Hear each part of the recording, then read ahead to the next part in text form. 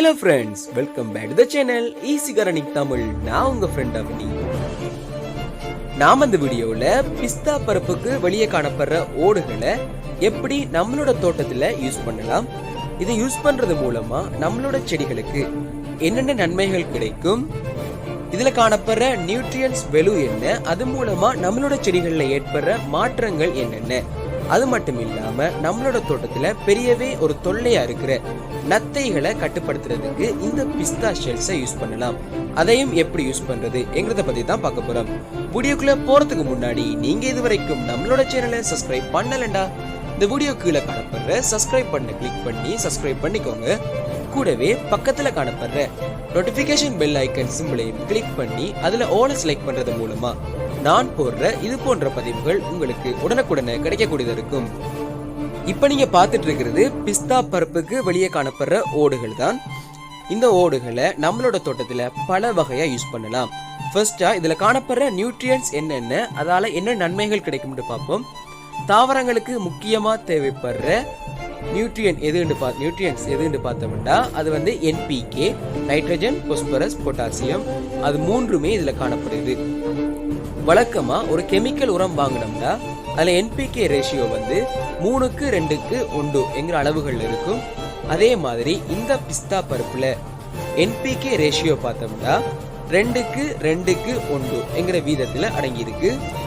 அது மட்டும் இல்லாம இதுல கல்சியமும் காணப்படுது. கூடவே மெக்னீசியம், நாகம் போன்ற மைக்ரோ நியூட்ரியன்ஸும் இதுல காணப்படுது. இதை நம்மளோட செடிகளுக்கு யூஸ் பண்றதுக்கு முன்னாடி ஒரு முக்கியமான விடயத்தை கவனிக்கணும். பிஸ்தா ஷெல்ஸ் வந்து நமக்கு 2 விதமான வகைகள்ல கிடைக்கும். ஒன்று வந்து சால்ட் போட்டு உப்புட்டு கிடைக்கும், ரெண்டாவது உப்பு போடாம கிடைக்கும். உப்பு போட்டிருந்தா அது அப்படியோ நம்மளோட செடிகளுக்கு நேரடியா பயன்படுத்த முடியாது. அதனை இதே மாதிரி ஒரு கப்ல தண்ணி எடுத்துட்டு அதுக்குள்ள அந்த ஷெல்ஸை போட்டு நல்லா கழுவிக்கோங்க. கழுவிட்டு அது 6-7 மணி நேரம் நல்லாவே ஊற விடணும். அதுக்கப்புறமா அந்த தண்ணீரை வடிகட்டிட்டு அதை மறுபடியும் ஒரு தரம் தண்ணியால கழுவி எடுத்து வச்சுக்கணும். 6-7 மணி நேரம் தண்ணியில ஊற வைக்க டைம் இல்லையா ஊற வைக்கிற, அதாவது நம்ம கழுவுற தண்ணியோட ஒரு 2 டீஸ்பூன் வினிகர் சேர்த்துக்கோங்க. சேர்த்துட்டு ஒரு 1/2 hour ஊற வச்சுட்டு அதுக்கப்புறமா திரும்ப கழுவி எடுத்துக்கோங்க. இதுவே நமக்கு அன்சால்டட் பிஸ்தா ஷெல்ஸ் கிடைச்சா அதை அப்படியே டைரக்டா நம்மளோட தோட்டத்துல யூஸ் பண்ணலாம். அடுத்ததா இது எப்படி ஒரு ஃபர்டிலைசரா யூஸ் பண்றேன்னு பார்ப்போம். கிளீன் பண்ணதுக்கு அப்புறமா இந்த பிஸ்தா ஷெல்ஸை ஒரு மிக்சியில போட்டு நல்லா ஃபைனா பொடி பண்ணிக்கோங்க. பவுடர் ஆகும். பவுடர் ஆனதுக்கு அப்புறமா ஒரு 1/2 டீஸ்பூன் நம்மளோட தொட்டி மண்ணில் வாரத்துக்கு ஒரு தரம் கலந்து விடுறது மூலமா கிட்டத்தட்ட ஒரு போன் மீல் கொடுத்த மாதிரி ஒரு எஃபெக்ட் கிடைக்கும் நம்மளோட செடிகளுக்கு. இது மூலமா நம்மளோட செடிகள் ரொம்பவே செழித்து வளரும். ரெண்டாவது, நத்தைகளை எப்படி கட்டுப்படுத்துறேன்னு பார்ப்போம். ரோஜா செடி, தக்காளி செடி போன்ற செடிகள் வளர்த்தோம்னா நம்மளோட தோட்டத்துல அதிகமாகவே நத்தைகள் வரும். அந்த தொட்டி மண்ணிலேயே அந்த சின்ன சின்ன நத்தைகள் வாழ்ந்துட்டு இருக்கும். இப்ப நான் வந்து கதைச்சிட்டு இருக்கிறது சின்ன சின்ன நத்தைகள், தொட்டி மண்ணோட வாழ்ந்துட்டு இருக்கிற நத்தைகள். இந்த நத்தைகள் நம்மளோட தொட்டி மண்ணில் அப்படியே விட்டுட்டோம்னா அது வந்து மல்டிபிள் ஆகிட்டே இருக்கும். 1, 2, 3 அப்படி எண்ணிக்கையில கூடிக்கிட்டே இருக்கும். இப்படி எண்ணிக்கையில கூடுறதால நம்மளோட தொட்டி மண்ணில் காணப்படுற வேர்களை இந்த நத்தைகள் கொஞ்சம் கொஞ்சமா சாப்பிடும்.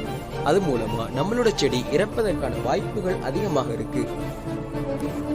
அது மட்டும் இல்லாம நத்தைகள் காணப்படுற மண்ணில் நிறைய பாக்டீரியாஸ், ஃபங்கஸ் அட்டாக் இதெல்லாம் ஏற்படுறதுக்கான வாய்ப்புகளும் அதிகமாக இருக்கு. அது மட்டும் இல்லாம தொட்டி மண்ணில் காணப்படுற நத்தைகள் நம்மளோட செடியோட புதிய துளிர்கள், அதுல வர புதிய பூக்கள் இதையெல்லாம் சாப்பிடுறதால நம்மளோட செடியோட வளர்ச்சி பாதிக்கப்படுகின்றது. பொதுவா விவசாயத்துல பார்த்தோம்னா நத்தைகளை கட்டுப்படுத்துறதுக்காக தலைமுடி, நகம் இதையெல்லாம் அந்த மண்ணில் புதைச்சு வைப்பாங்க. இது மூலமா நத்தை அந்த மண்ணில் வாழாது. ஏனென்றா தலைமுடி, நகத்தில எல்லாம் கெரட்டினாய்ட்ஸ் எனப்படுற ஒரு வகையான புரோட்டீன் இருக்கு. இது வந்து நத்தைகளுக்கு அலர்ஜின்னு சொல்லலாம். அது இருந்தா அந்த இடத்த நத்தைகள் வந்து வாழாது. அதே கெரட்டினாய்ட் நகம், தலைமுடியில காணப்படுற கிட்டத்தட்ட அதே அளவுல இந்த பிஸ்தா ஷெல்ஸ்ல காணப்படுது. பிஸ்தா ஷெல்ஸ் வந்து ஈஸியா டீகம்போஸ்ட் ஆகாது. அதனால நம்மளோட தொட்டி மண்ணில் இந்த பிஸ்தா ஷெல்ஸை இடைக்கிடைய புதைச்சு வைக்கிறது மூலமா நம்மளோட தொட்டி மண்ணில் காணப்படுற நத்தைகளை கட்டுப்படுத்தலாம், அதாவது அழிக்கலாம். ஆனா நகம் தலைமுடிய பொதுவா புதைச்சு வைக்கிறது மூலமா அது ஈஸியா மண்ணோட டீகம்போஸ்ட் ஆயிரும். அதால அடிக்கடி புதைச்சு வைக்க வேண்டிய ஒரு தேவை இருக்கும். ஆனா பிஸ்தா ஷெல்ஸ் பொறுத்த வரைக்கும் அப்படி ஒரு தேவை இல்லை. அடுத்ததா செடியோட தண்டுகள் ரொம்பவே மென்மையா இருக்கு.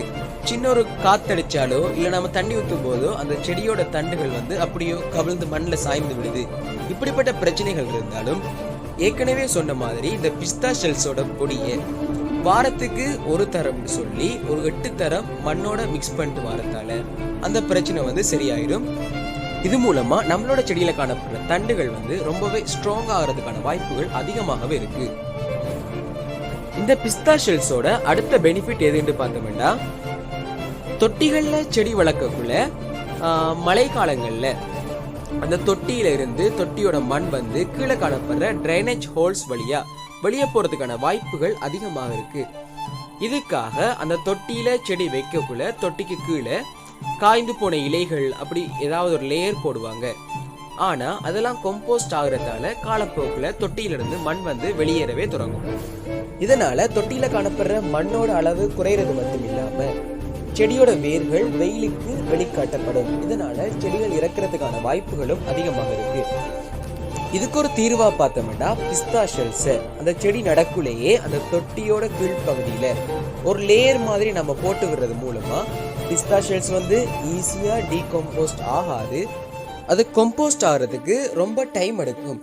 அதனால ஒரு லேயரா நம்ம பிஸ்தா ஷெல்ஸை யூஸ் பண்றது மூலமா நம்மளோட தொட்டியில காணப்படுற மண் வெளியே போகாம பாதுகாக்கலாம்.